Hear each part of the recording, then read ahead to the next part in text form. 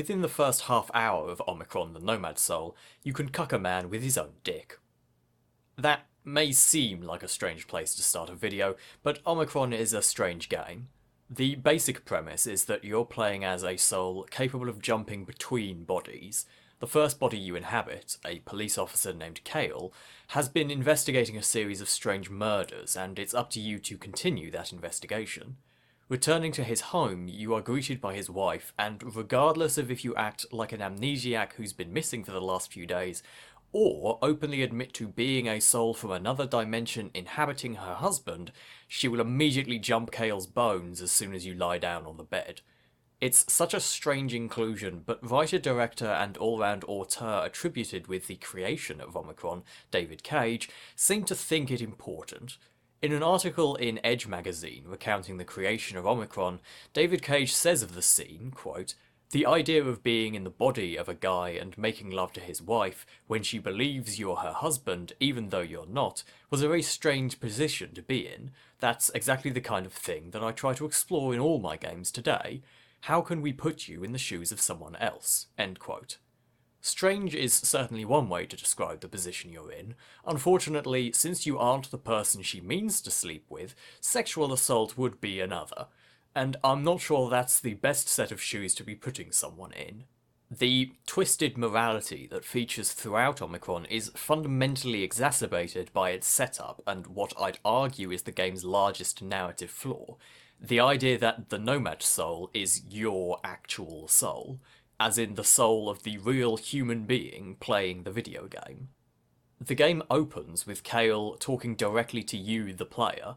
He claims to have opened a portal between dimensions in your computer using the video game Omikron, and he needs you to concentrate really hard to transfer your soul into his body. Then you're attacked by demons. This isn't just a framing device either. Time and time again, the game will return to this concept. The game repeatedly insists that this is a real world and that the video game Omikron is a deliberate attempt by the demons of that world to capture the souls of video game players in our world. The game clearly intends this as a way to make the game more immersive, for the player to take the world more seriously, but unsurprisingly it has the opposite effect. The game is geared towards a more mature audience. The world is littered with sex shops and scantily clad women, sex and violence feature prominently, but it's framed with one of the most childish setups imaginable. These kinds of direct calls for audience engagement are more commonly used in children's media, or maybe pantomimes. It wants to appear serious and mature, and then asks you to stop the demons from stealing your soul by yelling "Swiper, no swiping" at the screen. Not that the content around that is particularly mature anyway.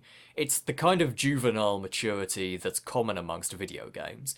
The presence of sex and violence doesn't make a game mature, just inappropriate for children, but it fails to engage with these themes in thoughtful and meaningful ways which would actually represent maturity. The aforementioned cucking, for example, it happens but goes completely uncommented upon. You can not do it, but it's not a meaningful choice, since not only does it not affect anything narratively or mechanically, it's not even signposted as a choice in the first place. It's not seen as good or bad, it doesn't even prompt the player to consider the action, it's just a thing that happens. Time and again the narrative will directly ask you to treat the setting as a real place, but is incapable of engaging with your actions on those terms, instead simply claiming that you are the hero, so the things you do are heroic and good. It's a shame because in its way, the world is one that could be easy to engage with otherwise. The setting is compelling in a way, a high-tech cyberpunk dystopia built up over the history of a fantasy world. The city of Omikron, with its police mechs and ships flying through the sky, is built atop ancient necropolises where the dead mages of the past lay. Magic is practiced in secret and demonic hordes hide amongst and prey upon the populace. It's a little over the top at times, a little unfocused, but it could have been engaging. From a visual standpoint it is. Each of the zones of the city, and the areas beyond it, are well established with varied and original aesthetics to each. The level of detail is impressive for 1999, especially given the scale of the world. It's easy to see why someone may have fond memories of Omikron, and it is genuinely enjoyable to wander the world and see what it has to offer. Unfortunately, the two things it has to offer are clunky gameplay and even clunkier writing. Oddly though, the visuals make a relatively bad first impression, while the narrative makes a relatively good one, Dora-esque intro and cucking incident aside. The two districts you initially have access to are the most generic and drab-looking, though they still have enough of their own identity to be worth exploring. Annick is mostly wide streets and brown metal buildings, with a few scattered points of interest. The security building, the morgue, and a few stores can be found here.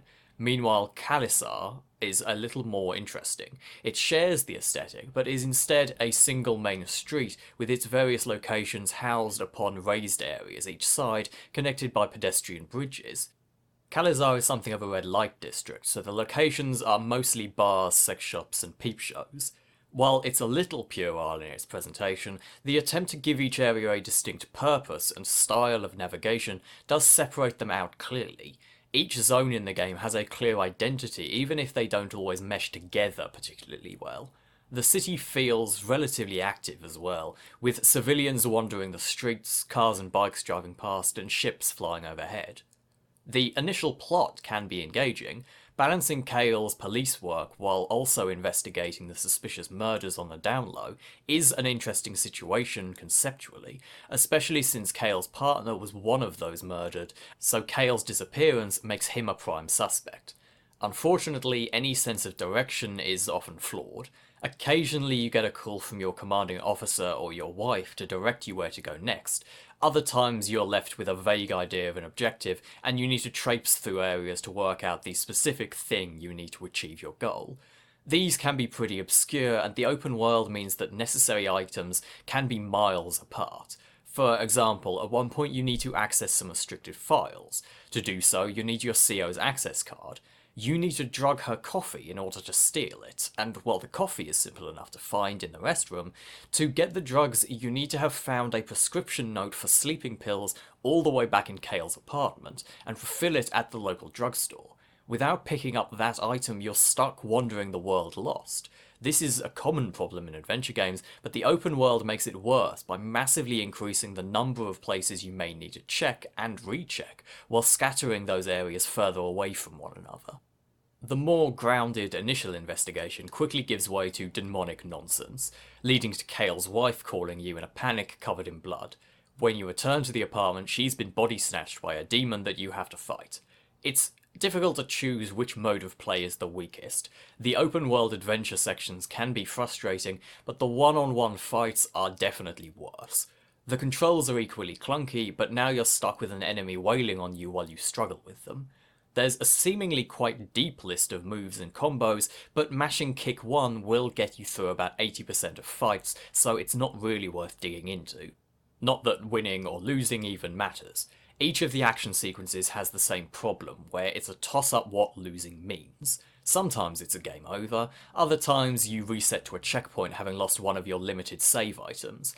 Other times losing just means switching to a new body and then continuing as normal. That's what happens here.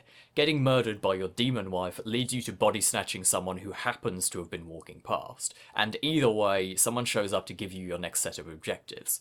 The someone is Jenna, though officially speaking, you aren't supposed to know that. She's a member of the Awakened, a terrorist organisation working to fight both the government and the demons. The head of police is in league with the demons, and you need to get a power rod and sneak into police headquarters to destroy the demon gate under it. That may sound stupid, but it's also completely inconsequential. It's never clear what the gate is for, and destroying it doesn't seem to have any effect on the rest of the plot. The sequence mostly serves to start to introduce the more mystical elements of the plot. This is when you gain the ability to body snatch people at will. Not anyone, mind you. While the random civilians or important characters aren't suitable bodies, the world is scattered with individuals that you can switch into. The reason you can switch into some people and not others is explained as some people having stronger souls than others, and you can only body snatch people with weak enough souls.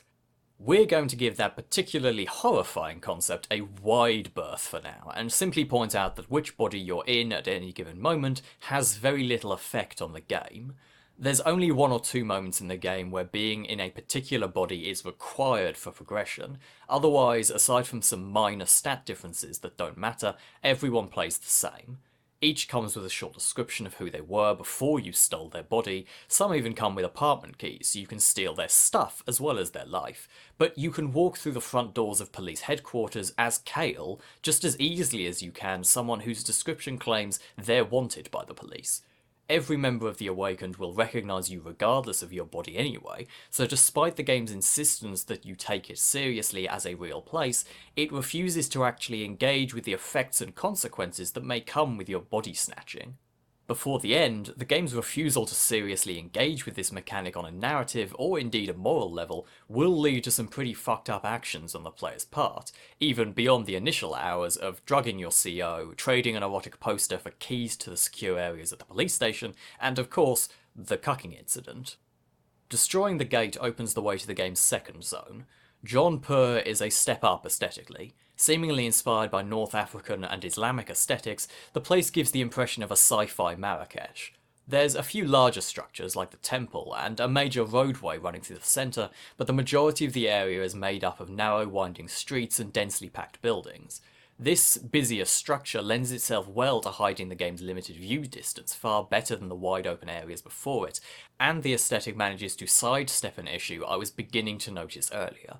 The office of the demonic police chief was scattered with sculptures and tapestries seemingly inspired by sub-Saharan tribal artworks. This would have been a problem if the only African aesthetic had been for the demonic hordes. Works from Lovecraft Resident Evil 5 have previously used such aesthetics as a way to inspire fear and dread, but by including similar aesthetics in the general world design, it removes quite such a harsh racially insensitive element in the game. Not completely, mind you. By the time you've reached Jaunpur, you'll already have been subjected to Fu An, a pretty racist caricature of an Asian stereotype who helps to fix some tech for you. It's in the vein of, though admittedly not quite as bad, as Mickey Rooney's Mr. Yunioshi from the film adaptation of Breakfast at Tiffany's. Unfortunately, for all the good Jaunpur adds from a visual and world-building perspective, it undoes all of that with its gameplay. The narrow streets and alleys are particularly hard to navigate, especially given the fast travel system won't take you anywhere near your destination, and the in-game map slightly offsets your character's position. It's also where the puzzles and action sequences begin to get particularly aggravating. A good puzzle sequence in a game offers a revelatory moment, followed swiftly by the completion of the puzzle. Games like Baba Is You or the Portal games focus on this well, presenting you with a seemingly impossible problem until you look at it from all angles, turning the situation over in your mind until finally the mechanics it's asking you to consider click into place and the puzzle is solved. Omikron does not do this. Instead, its puzzles, when they aren't simply wandering around looking for missing items and where to use them, are pretty obvious what you need to do, it just takes a long time to do it. Translating the symbols on a door to perform simple additions, or deciphering some terrible poetry to establish which item goes where for a ritual. Each puzzle shows an obvious solution as soon as you are given all the pieces to solve it, but it still takes a great deal of time to actually reach the solution, which isn't particularly engaging. In the midst of these puzzles, to further unlock your sorcerer's potential, are more combat-oriented missions.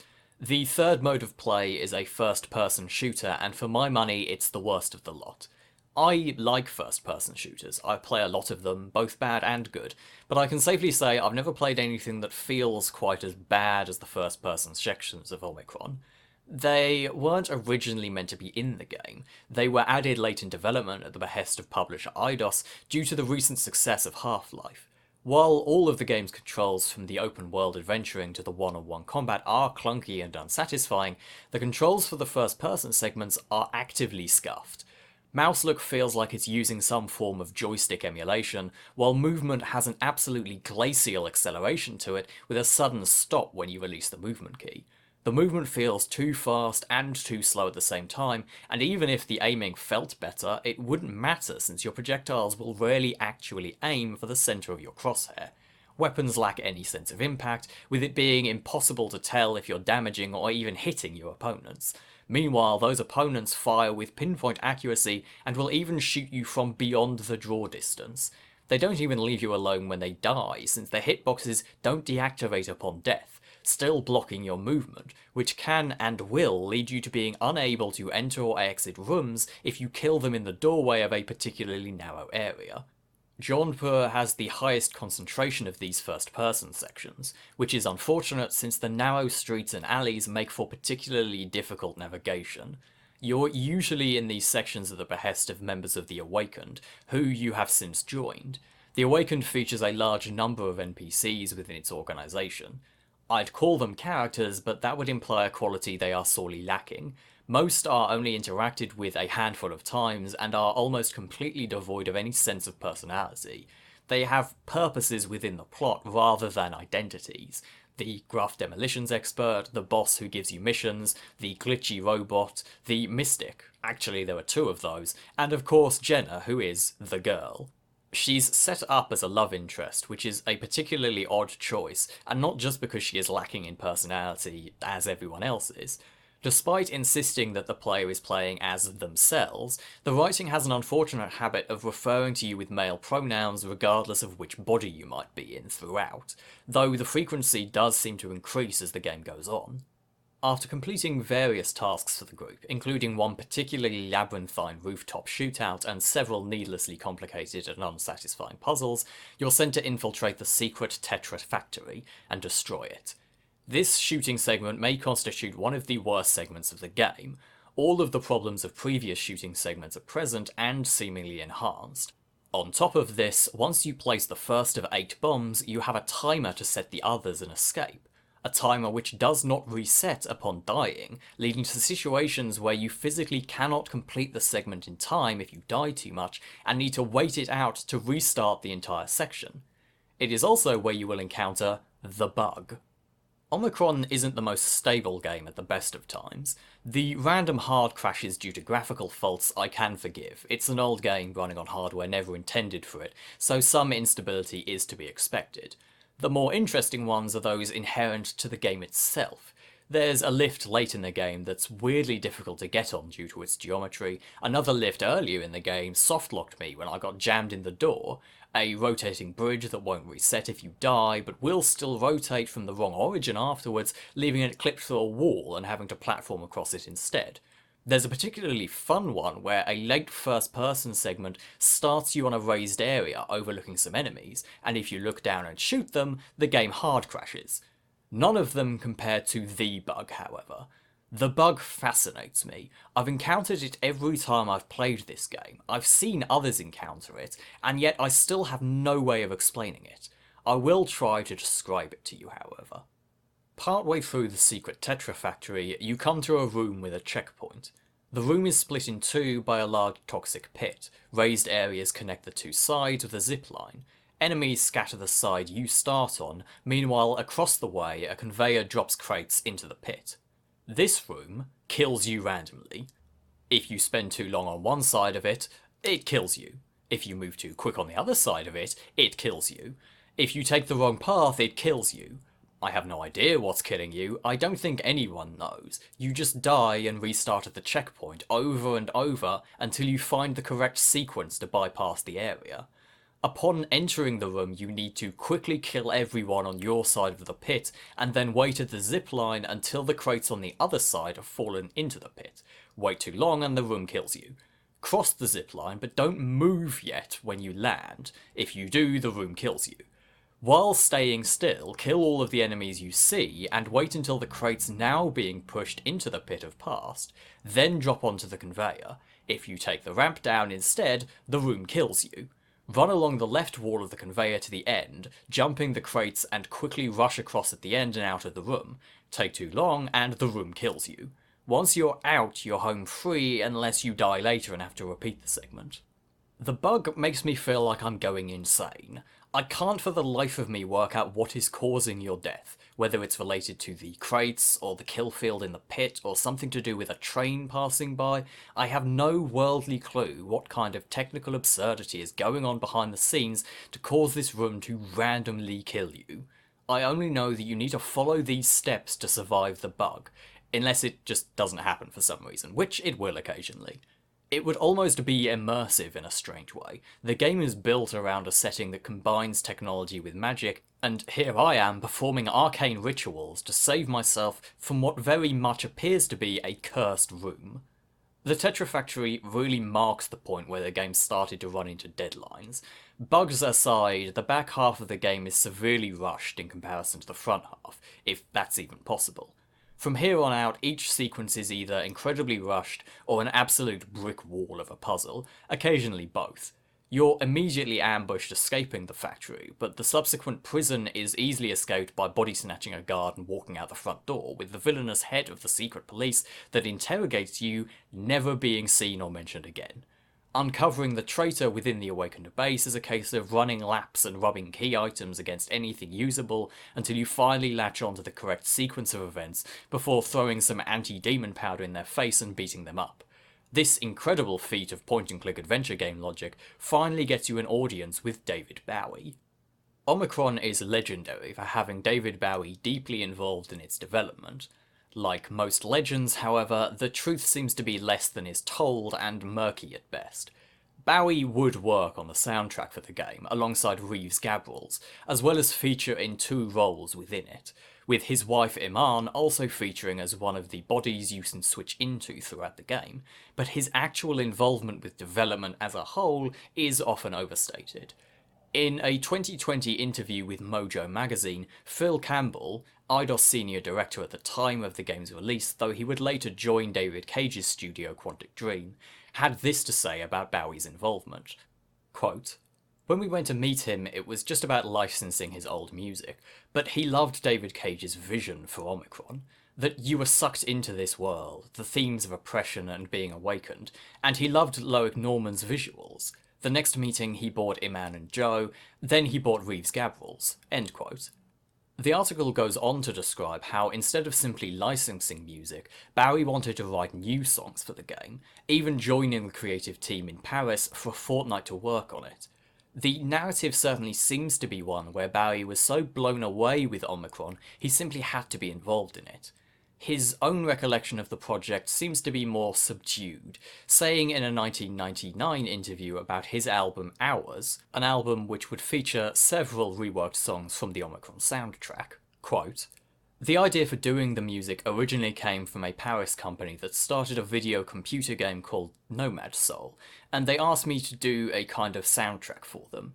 And I'm not really into games very much. I don't really know much about them. But my son is a gamer, and we explored it together, and he came to the conclusion that it was probably one of the better games that he had worked with, and he advised his father that he should do the music, so I did." End quote. This certainly paints a less enthusiastic attachment to the work, one that does seem to be backed up by his performances within it. He plays 2 roles, the first as the lead singer of the Dreamers, a band that plays Bowie's music in a trio of secret gigs, but Bowie wouldn't perform the motion capture for the role, instead handing it off to his choreographer Edouard Locke. His more important role is as Boz, a being formed from a soul trapped in Omikron's digital network, the leader of the Awakened. While none of the performances in Omikron are exactly stellar, Bowie's voice acting as Boz feels particularly bored and disinterested. Not that he was given much to work with, to be fair. Omikron's writing is an absolute word salad of proper nouns and in-universe references that make it very difficult to follow at times. This is another reason none of the NPCs you interact with feel particularly like characters, and Boz is just the same. He's less of an active participant in the plot and more an opportunity to exposit sinister demon-related plans while pointing you where you need to go next. Where you go next is one of the most visually impressive sections of the game, but while the visuals are getting better, the puzzles get far worse. The combination of large megastructures separated by canals makes the zone of Lahore mechanically and navigationally distinct from the other zones. This distinction between zones is something I really admire. The wide boulevards of Anakbar, the separated layers of civilian and vehicle traffic in Kalisar, the narrow alleys of Jaunpur, and the pedestrian-only canals of Lahore all feel different to navigate, giving each a memorable identity through gameplay, but it's the visual distinction of Lahore that I really love. While the grime of the first zones and the North African-inspired visuals of Jodhpur were nice enough in their own way, Lahore feels visually distinct in a way I'm not even sure how to describe. The overall vibe is reminiscent of Venice, but the architectural variety is drawing from reference points I'm not familiar with.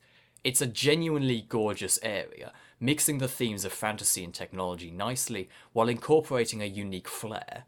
In addition, this lends itself well to its sense of being a more exclusive upper-class area. Each of the zones feels like they serve a distinct purpose within Omikron, and Lahore is built around the central library. The ornate buildings and clean streets feel like a haven of academic and artistic knowledge in a way that reflects that purpose well. You don't spend a great deal of time in Lahore compared to the other zones, though you'll still get to see all corners of it due to the Yermali well puzzle. I'm not going to be super harsh on the puzzle, though I am grateful I'm playing it after the advent of camera phones.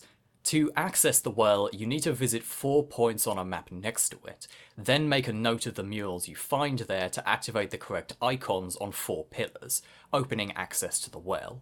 It's time-consuming, and is a good example of puzzles with obvious solutions that nonetheless take a long time to actually solve. Some of the murals are difficult to find, but I'm not going to complain about having to more seriously interact with such a gorgeous digital space. I'm also not going to be too harsh because I'm saving all of that for the puzzle within the well. After a quick audio-based Simon Says puzzle that's easier to brute force than actually solve properly, as well as the aforementioned lift you inexplicably struggle to get on due to janky geometry, you come to the worst puzzle in the game. I want to be absolutely clear in this regard, this puzzle can fuck right off. A room full of rows and columns of chests with only symbols on the 4 walls and a vague set of numbers to guide you. Using these, you're supposed to put together which chest is the correct one and take the gem from inside, one of 3 you need later in the game. You may have spotted my problem with the puzzle already, but let me spell it out explicitly. Every chest contains an identical gem. If you pick the wrong one, you'll be several zones away and possibly hours later before you find out and have to traipse all the way back to take another shot at it. The game is full of terrible and unsatisfying puzzles, but having one that is not only terrible and unsatisfying, but won't even tell you if you've got it right, and will waste huge amounts of your time if you've got it wrong, is absolutely the worst. All that remains of the game beyond is a whistle-stop tour through the final few areas, as well as what I can only assume is about 2/3 of the plot condensed down into a fraction of what is needed. To its credit, the zones are still visually spectacular. The gardens, the Azkil city, the necropolis and the frozen wastes are all visually impressive areas in their own rights. There's a lot to dislike about Omikron, a lot wrong with it on a technical, mechanical and narrative level, but I can't fault the visual design of the game.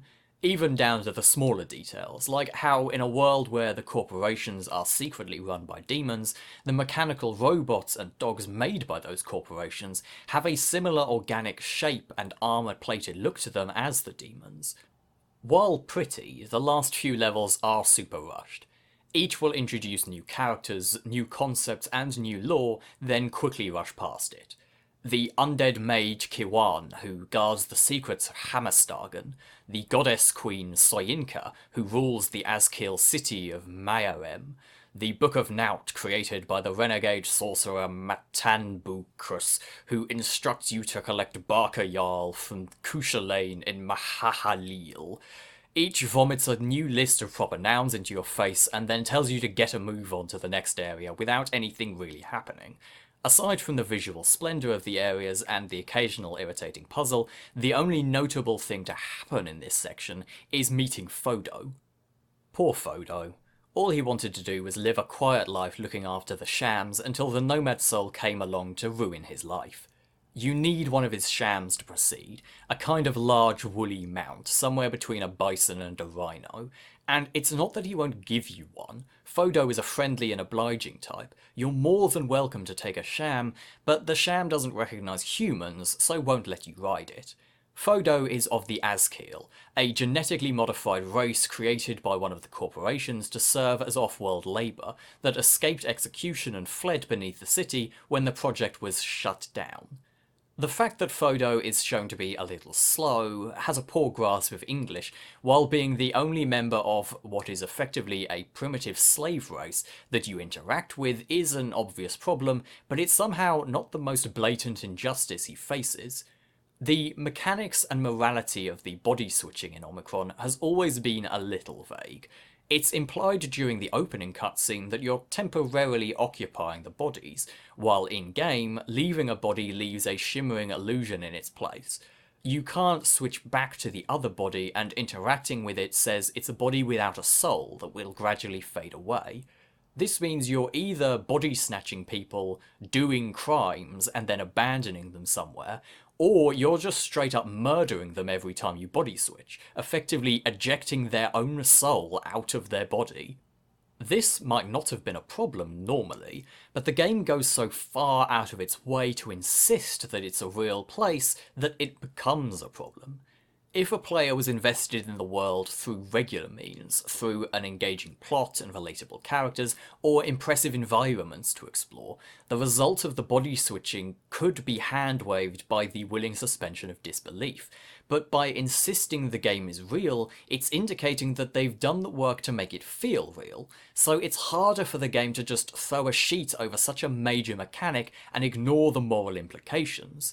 If this was real, then body snatching a sex worker and bombing a bridge, abandoning a random civilian in a factory you've set to explode, or committing a crime and then leaving the body you stole to do it in prison would be pretty heinous, let alone just straight up stealing their bodies and kicking their souls into the ether, but what you do to Photo is somehow worse.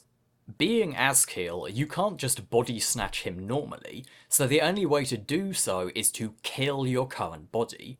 You commit suicide by ingesting toxic sludge, and then when Photo rushes over to help, which of course he does because Photo is such a nice fellow, you steal his body. The worst part is you don't even need the sham because of the distance to your next destination. Using Photo's body, you ride the sham a grand total of less than 100 yards to move a rock, then proceed on foot.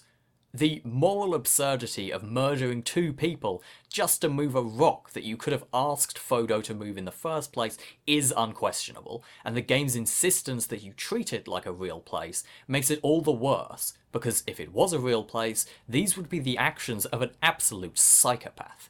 The game will never question these actions, of course. You're the hero, the things you do are heroic. So you heroically body snatch Photo like so many others before, and then either immediately get him killed in the necropolis, or abandon him in a frozen wasteland at the end of the world. The game does see fit to punish you for your actions, however.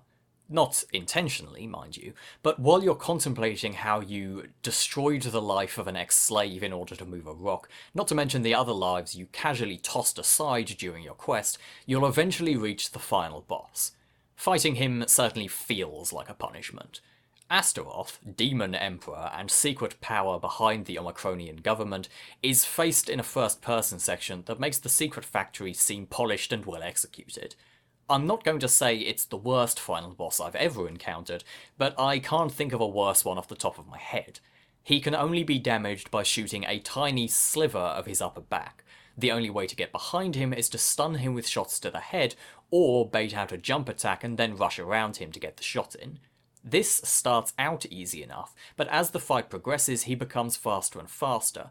Eventually shooting him in the head doesn't stun him for long enough to get around him, and you can't avoid damage from the jump attack while still being able to hit him in the back. This means towards the end of the fight, there's an amount of damage you absolutely have to take, while having less and less time to hit a tiny, ever faster moving weak spot. You can't heal mid-fight because you don't have access to your inventory during the first-person sections, and the last item bank was all the way back in Lahore anyway, so coming back with items to increase your damage and health will mean replaying hours of game. It's an awful ending. The game insists that if I fail to defeat Astaroth, it will damn my soul to hell, but fighting him, I'm pretty sure I'm already there. Defeating him leads to a predictably rushed ending. a quick walk through some environments that were clearly intended to be played through but had to be cut during development, the revolution and overthrow of the Omikronian government which the Awakened and Azkill work together to achieve happens entirely in the text box at the bottom of your screen, and then all of the friends you made in Omikron, some of which you had a whole one conversation with, bid you farewell and the game ends. As obviously rushed and half-finished as it is, at least you'll be glad it's over quickly. A lot of the narrative around Omikron revolves around it being overambitious. It is, but ultimately, that isn't its downfall. The visual aspects can't be faulted, and some of the underlying concepts are cool, but even if the puzzles had been tightened up, the combat and shooting refined, it still would be let down by convoluted world building and lackluster writing. It's clear a lot of hard work went into it, but no amount of extra time would have smoothed out the underlying problems with the work. Despite all this though, despite how many negative things I have to say about it, I am still disappointed it never got a sequel. One was planned, first called Omikron Exodus, then later Omikron Karma, but neither rendition would come to pass. For all its flaws, I would still have liked to take another trip through the creatively ambitious world of Omikron. The combination of technology and mysticism has potential, and the eclectic design philosophy and varied environments and characters really lend it a sense of originality that I would have loved to explore more of. The creativity on display is laudable, even if the execution and especially the writing is deeply flawed, but it's not difficult to say whether it's worth suffering through the latter to experience the former. It isn't. Thanks for watching.